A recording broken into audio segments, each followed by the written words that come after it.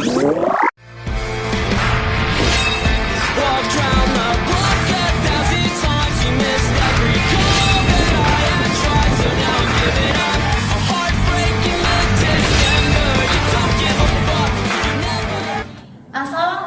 warahmatullahi wabarakatuh. Shalom, Om Swastiastu, Namo Buddhaya, dan salam kebajikan bagi kita semuanya. Halo adik-adik, gimana kabar kalian hari ini? Baik kan? Selamat datang di video pembelajaran hari ini. Video pembelajaran apa sih kak? Kepo kan kalian? Sebelum kakak menunjukkan kalian sebuah video pembelajaran, izinkan kami untuk memperkenalkan diri terlebih dahulu.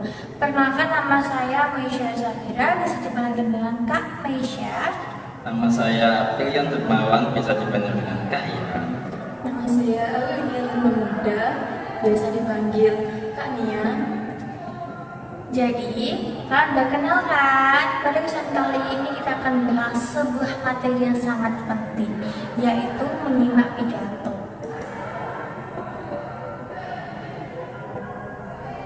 Jadi kita di sini akan membahas tentang apa itu menyimak, pengertian menyimak pidato, tujuan menyimak pidato, jenis-jenis menyimak pidato, teknik menyimak pidato, dan yang terakhir adalah langkah-langkah menyimak pidato. Semoga video ini dapat memberikan wawasan baru dan membantu adik-adik memahami materi dengan lebih baik. Yuk simak jelasannya sampai selesai. Jadi, menyimak itu apa sih kak? Menyimak adalah proses mendengarkan dengan penuh perhatian untuk memahami, menginterpretasi, dan mengevaluasi pesan yang disampaikan oleh pembicara. Menyimak berbeda dari sekedar mendengar karena melibatkan pemahaman dan konsentrasi aktif. Selanjutnya adalah pengertian menyimak pidato. Apa sih menyimak pidato itu? Menyimak pidato adalah kemampuan mendengarkan secara aktif, memahami dan mengevaluasi isi pidato yang disampaikan oleh seorang pembicara. Kegiatan ini melibatkan proses mendengar, memahami, menginterpretasi, dan mengkritisi isi pidato. Jadi yang selanjutnya ada tujuan menyimak pidato. Yang pertama, memahami isi pidato secara keseluruhan. Yang kedua, mengambil informasi penting atau pesan utama yang disampaikan. Yang ketiga, menganalisis struktur pidato. Dan yang terakhir ada penilaian gaya penyampaian pembicara dan efektivitas komunikasinya.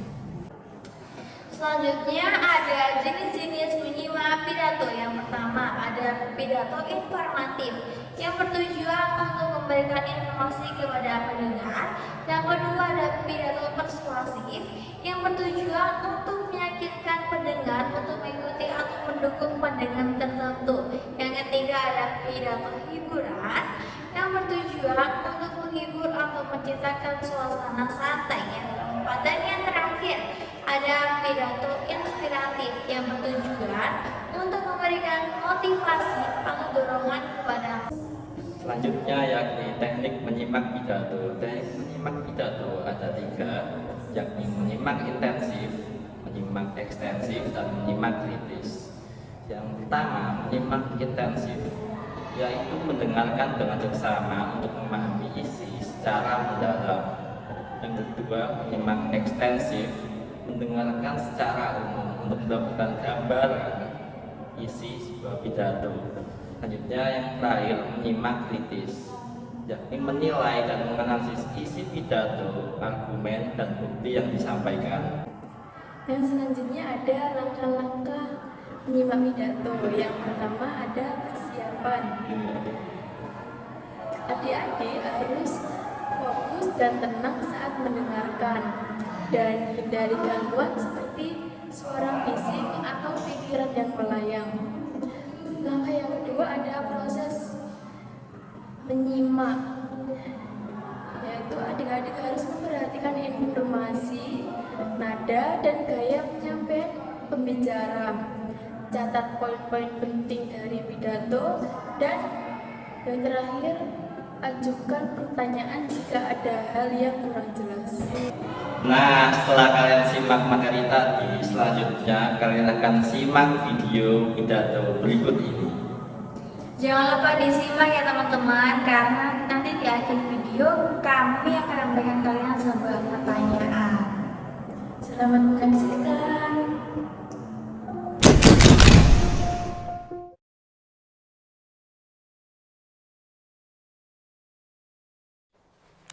Assalamualaikum warahmatullahi wabarakatuh. Alhamdulillahi rabbil alamin. Wabihi nasta'in wa ala umuri dunya waddin. Wassalatu wassalamu ala asrafil anbiya'i wal mursalin. Wa ala alihi wa sahbihi ajma'in, amma ba'du. Yang terhormat Dewan Juri yang arif dan bijaksana, serta sahabat dai dimanapun Anda berada.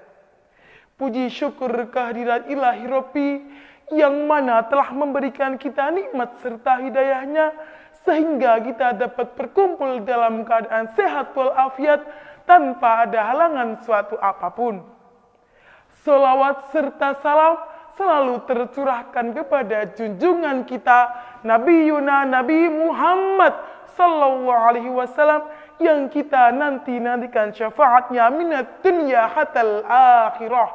Amin Allahumma amin.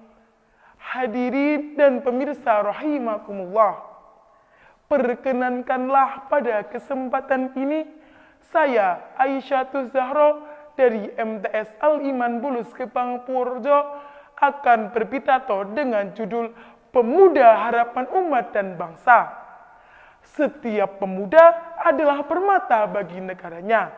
Harapan tinggi seorang pemuda agar mereka menjadi sosok generasi yang unggul dan menjadi tokoh di masa yang akan datang. Syubbanul yaum rijalun ghad. Seorang pujangga Mesir yang bernama Syekh Mustafa Al-Ghulayaini lewat syairnya yang indah pernah berkata, Inna fi yaddi syubani amrul ummah wa fi aqdamiha hayataha. Sesungguhnya di tangan pemuda terdapat suatu umat, wa fi aqdamiha hayataha, dan di kaki pemuda terdapat keadaan umat.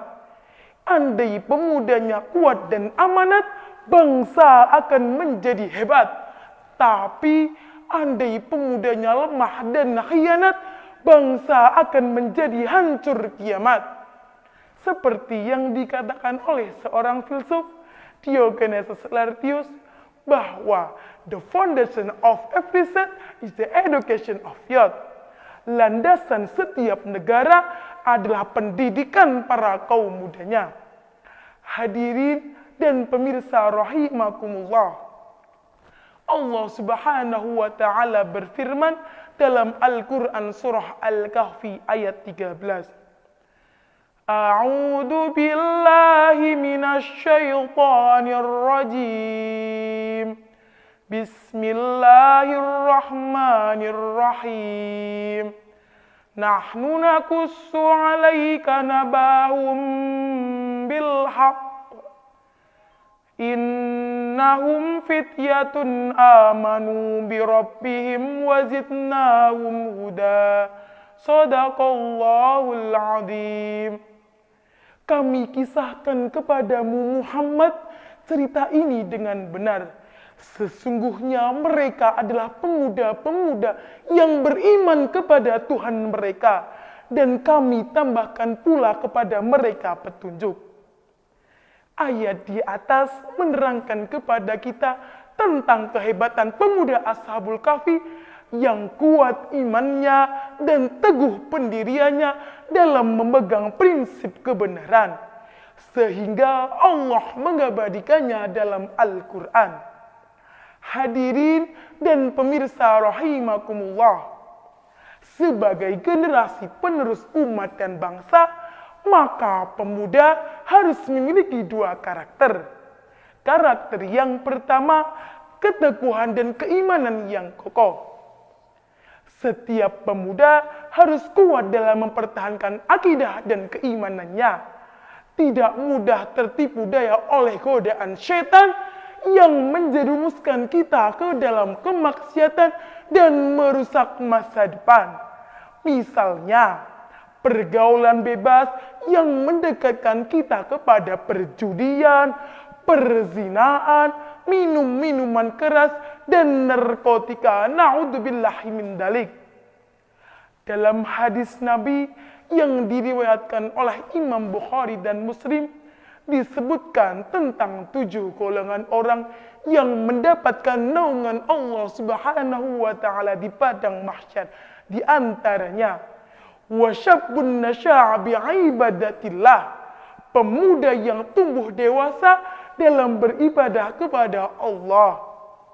Oleh karena itu, kita sebagai generasi penerus umat dan bangsa harus menjadikan Islam sebagai gaya hidup. Sehingga segala aktivitas kita berdasarkan kepada akidah Islam dan berpegang teguh kepada Al-Quran. Setuju teman-teman? Karakter yang kedua, berjiwa pemimpin. Sebagai pemuda, kita harus kuat dan bertanggung jawab atas segala yang dilakukan kita sehari-hari dan atas apa yang kita pimpin. Mengerti betul bahwa hidupnya syarat dengan amanah dan kelak dipertanggungjawabkan kepada Allah Subhanahu wa taala. Seperti yang diriwayatkan oleh hadis riwayat Muslim, kullukum ra'in wa kullukum mas'ulun an ra'iyatihi. Setiap orang dari engkau adalah pemimpin dan setiap pemimpin akan dimintakan pertanggungjawabannya atas apa yang dipimpinannya. Jadi pemuda harus bisa menjadi pemimpin, bukan menjadi pemimpi yang bisanya cuman selfie, upload foto umbar aurat di WhatsApp, game online menjadi hobi, hingga lupa sholat dan mengaji. Berusaha keras eksis di dunia maya, tapi tidak bisa berprestasi dan berkarya di dunia nyata. Na'udzubillahi min dalik. Hadirin dan pemirsa rahimakumullah. Akhirnya dapat kita simpulkan sebagai generasi penerus umat dan bangsa harus mempunyai keteguhan dan keimanan yang kokoh serta berjiwa pemimpin. Demikian yang dapat saya sampaikan. Mohon maaf atas segala kekhilafannya. Beli ketupat di pasar pagi. Semoga bermanfaat dan sampai jumpa lagi. Wallahul muwafiq illa aqwamit thoriq. Assalamu alaikum warahmatullahi wabarakatuh. Nah, setelah kalian menyimak video pidato tadi, sekarang kakak akan mengasihkan kalian sebuah tugas.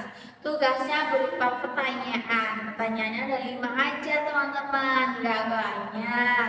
Yang pertama, apa tema utama dari pidato yang telah disampaikan? Yang kedua, sebutkan 3 poin penting yang disampaikan pembicara dalam pidato tersebut. Yang ketiga, bagaimana pembicara memulai pidatonya? Apakah menarik? Yang keempat, apa tujuan utama pidato ini? Yang meliputi informatif, persuasif, hiburan, atau inspiratif. Jelaskan alasanmu. Yang kelima dan terakhir, bagaimana gaya penyampaian pembicara? Apakah sesuai dengan isi pidato? Nah, gimana? Videonya menarik kan adik-adik? Terima kasih buat kalian sudah menonton dari awal sampai akhir. Selanjutnya jangan lupa kalian untuk menjawab pertanyaan-pertanyaan tadi di kolom komentar adik-adik. Oke, buat kalian juga jangan lupa like, comment, share, and subscribe. Kami ucapkan terima kasih sebanyak-banyaknya. Kurang lebihnya mohon maaf. Wassalamualaikum warahmatullahi wabarakatuh. Sampai jumpa di lain pembelajaran adik-adik. Bye.